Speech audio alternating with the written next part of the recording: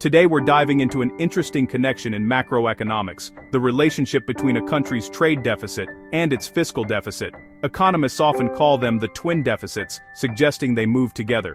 But is that always true? And what can the US, the world's largest economy, teach us about this relationship? Let's break it down. A fiscal deficit happens when a government spends more money than it brings in. In the United States, this has become a long-standing feature of the economy. By 2024, the federal deficit had climbed above $1.5 trillion, roughly 6% of GDP. Rising entitlement costs, defense spending, and tax policies that limit revenue growth all play a role. And every few years, political battles over the debt ceiling highlight just how strained the fiscal position has become. While deficits can stimulate the economy in the short run, persistent deficits raise concerns about long-term debt sustainability, higher borrowing costs, and the crowding out of private investment. Now, let's look at the trade deficit, the gap between what a country imports and what it exports. For the US, this deficit is structural and persistent. In 2024, it reached nearly $1 trillion. Why so large? A major reason is the US dollar's role as the world's dominant reserve currency. A strong dollar attracts global capital, but it also makes American exports more expensive and imports cheaper. Add in strong consumer demand for foreign goods, and the trade deficit widens even further.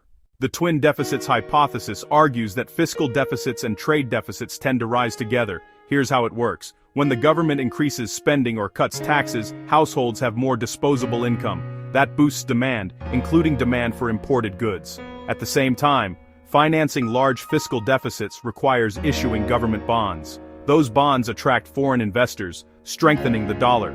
A stronger dollar makes US exports less competitive, widening the trade gap. In this way, the two deficits can reinforce each other. History from US economy experience gives us clear examples. In the 1980s, Reagan's tax cuts and defense buildup pushed the fiscal deficit above 5% of GDP. Meanwhile, the trade deficit jumped from $36 billion in 1982 to over $150 billion by 1987. In the early 2000s, tax cuts and war spending turned a near-balanced budget into a deficit of 3.4% of GDP by 2004. The trade deficit doubled, from $380 billion in 2000 to $760 billion in 2006. During the pandemic, the fiscal deficit exploded to nearly 15% of GDP in 2020. At the same time, the trade deficit surged past $1 trillion as consumers shifted heavily toward imported goods. These episodes support the twin deficits idea.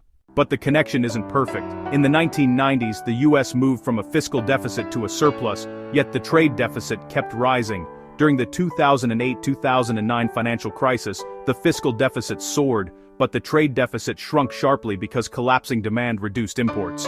Between 2015 and 2019, the fiscal deficit widened, but the trade deficit barely moved. These exceptions show that other forces, like global capital flows, monetary policy, and business cycles, can weaken or even reverse the relationship. Overall, the relationship is not always mechanical. Several factors explain the inconsistency. Global savings gluts allow foreign investors to buy US debt without necessarily affecting the trade balance. Monetary policy can offset fiscal effects by influencing interest rates in the dollar. Recessions often increase fiscal deficits while shrinking trade deficits because imports fall faster than exports. So the relationship is conditional, not universal. The US experience shows that fiscal and trade deficits are connected, but not inseparable. Periods of fiscal expansion often coincide with widening trade gaps, but global capital flows, exchange rate movements, and economic cycles can break the link. Persistent twin deficits highlight a deeper vulnerability: America's reliance on foreign capital to finance both government borrowing and its trade imbalance. And while tariffs or protectionist policies may temporarily reduce imports, they don't address the structural forces that tie fiscal policy to external balances. If you found this breakdown helpful, don't forget to like, subscribe, and share. And let me know in the comments what economic topic you want to explore next.